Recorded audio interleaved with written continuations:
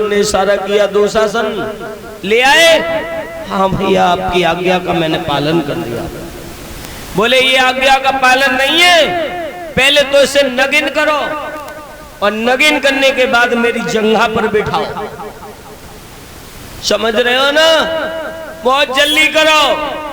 दुशासन मैया द्रौपदी को नगिन करना शुरू हो गया, नगिन करना शुरू हो गया। मैया द्रौपदी ने बाबा भीष्म को आवाज लगाई, बाबा क्या अपनी पुत्र वधू की लाज लुटते हुए तुम्हें शर्म नहीं आएगी? कृपाचार, द्रोणाचार्य, महात्मा विदुर जी, क्या अपनी पुत्र वधू को इस तरह से तुम देखते रहोगे? लेकिन पेट पेट में ही रो रहे हैं। बाबा भीष्म घुटनों में सर छुपा करके रो रहे हैं, महात्मा विदुर बहुत रो रहे हैं। ओरे दुर्योधन, तू बहुत बड़ा अन्यायी है, लेकिन बोल नहीं पा रहे हैं सभा में जो कि द्रौपदी के प्रति कोई शब्द उठा करके कह सके। कहा कि हे अर्जुन, तुम तो कहते थे कि मेरे धनुष बाण की टंकार से गर्भियों के गर्भ खंडित हो जाते हैं, लेकिन आज वो बल कहां चला गया? कहां चले गए भीम? जो तुम्हारी गदा, कहां तुम में 100 हाथियों की ताकत थी? आज अपनी द्रौपदी की लाज लुटते हुए तुम्हें शर्म नहीं आ रही? और तो कोई नहीं बोला। परीक्षित महाराज जी, पांडवों में से भीम ने आवाज लगाई, चीख करके भीम ने जवाब दिया, कहा द्रौपदी,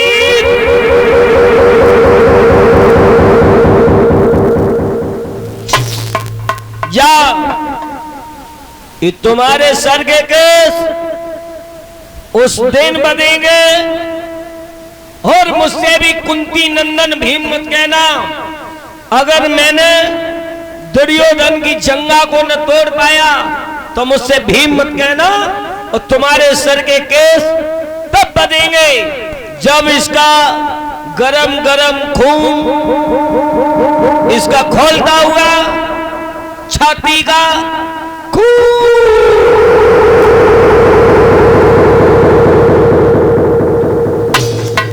तेरे केसों में पड़ेगा, केसों में पड़ेगा। समझ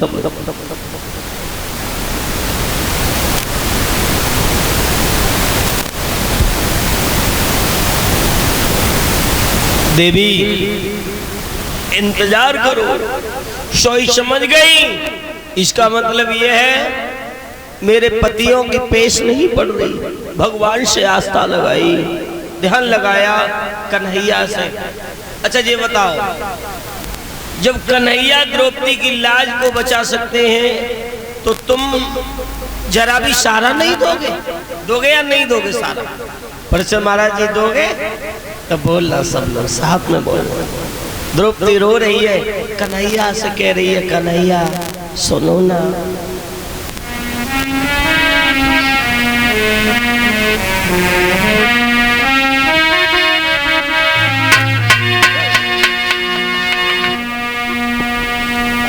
और मेरी असुअन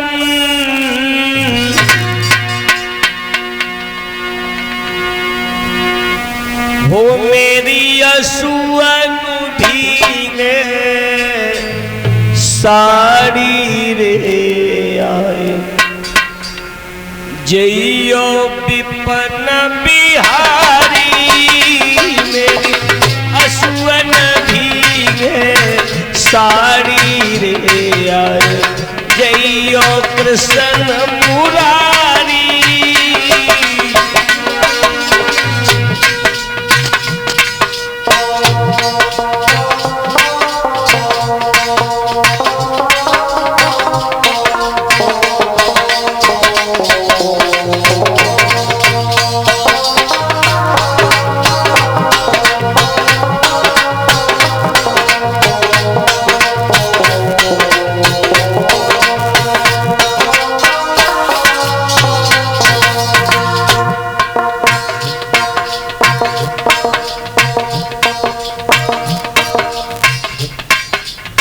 द्रौपदी रो रही है, कह रही है कन्हैया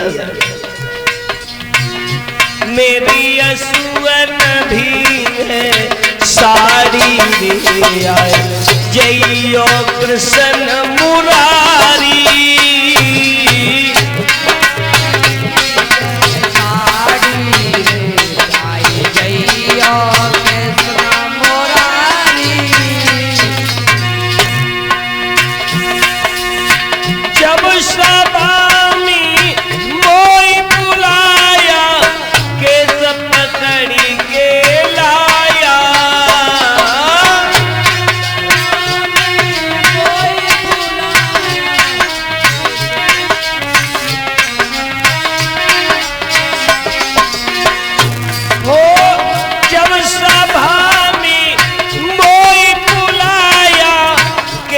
पकड़ी के लाया,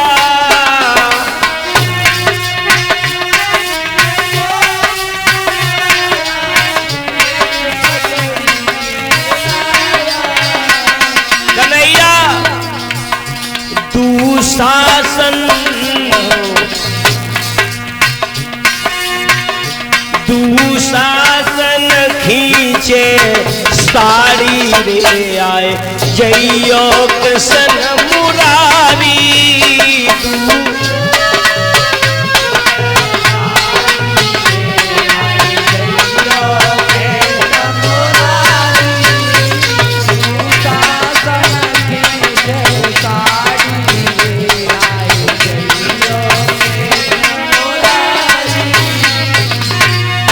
मेरी असुवन हो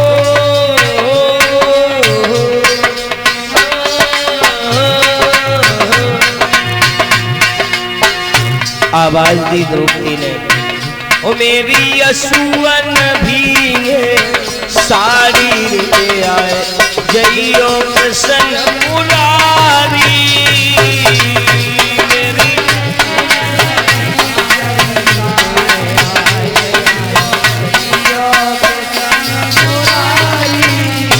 याद करो कन्हैया, अब तुम्हारे बिना कोई नहीं है। क्या तुम भूल गए बनवारी, अंगुली कटी तुम्हारी। तुम भूल गए बनवारी, अंगुली कटी तुम्हारी। द्रौपदी कन्हैया से कह रही है, क्या तुम भूल गए बनवारी, अंगुली कटी तुम्हारी।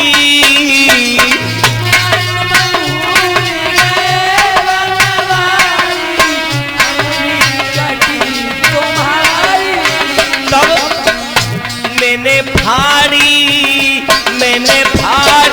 रेशम साड़ी रे आए, जइयो विपन बिहारी। मैंने भारी रेशम साड़ी रे आए, जइयो विपन बिहारी।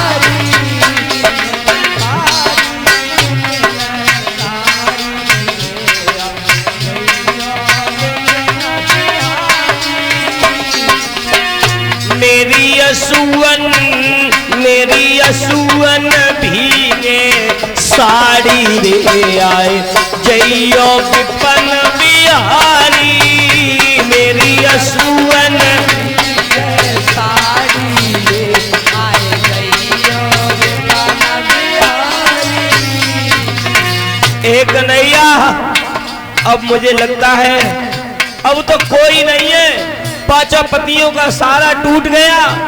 बाबा भीष्म का सारा बहुत बड़ा था, आज वो भी छूट गए, सब लोग छूट गए। और अब इन बातों से हमें पता चल रहा है तो कन्हैया आज के बाद में तुम भी मुझसे जुदा हो गए, तुम भी छूट गए।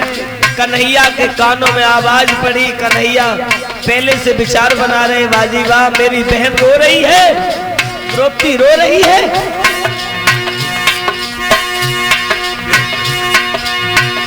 मेरी असुवन भीगे साड़ी रे आए, जइयो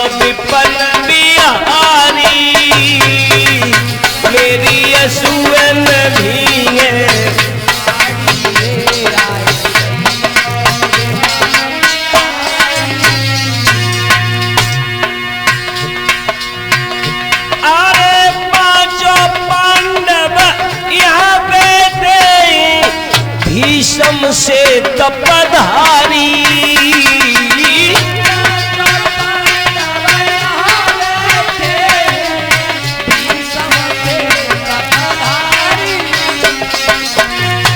अरे पांचों पांडव आवेंगे भीषम से तपधारी।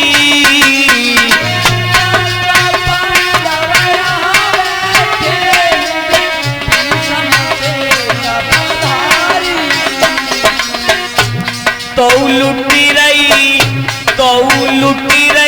बहन तुम्हारी रे आए जइयो विपन बिहारी। तो रोई रही बहन तुम्हारी रे आए जइयो कृष्ण मुरारी।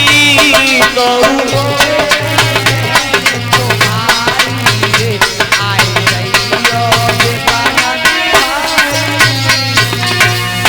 मेरी लुटी रही मेरी असुवन भीगत साड़ी रे आए जइयो कुंज बिहारी। मेरी साड़ी रे आए जइयो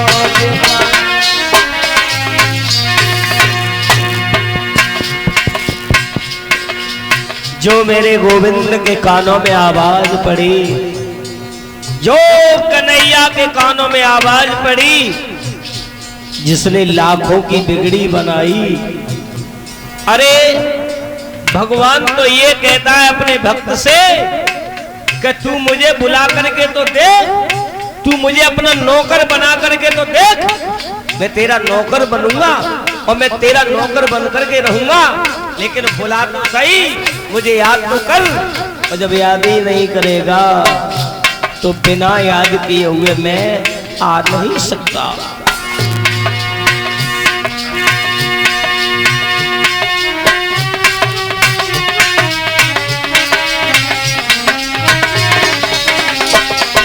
परीक्षित महाराज जी, जो कन्हैया के कानों में आवाज पड़ी, कन्हैया दौड़े भागे कहाँ, जहां द्रौपदी के चीर को कौन दुशासन खींच रहा था। फिर आई गई वो बनवारी साड़ी दई बढ़ाई।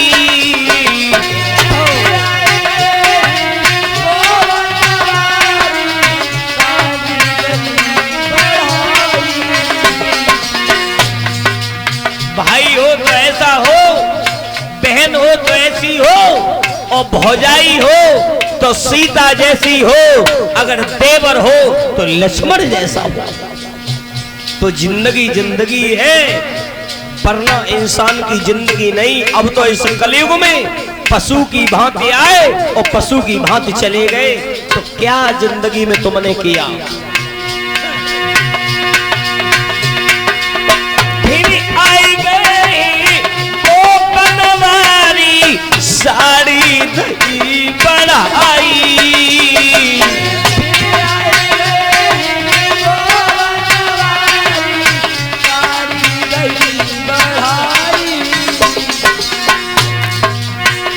तू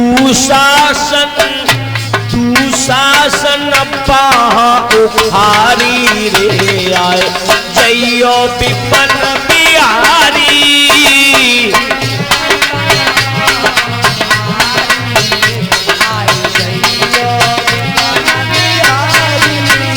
मेरी असुवन भीगती साड़ी रे आए जइयो कुंज बिहारी। मेरी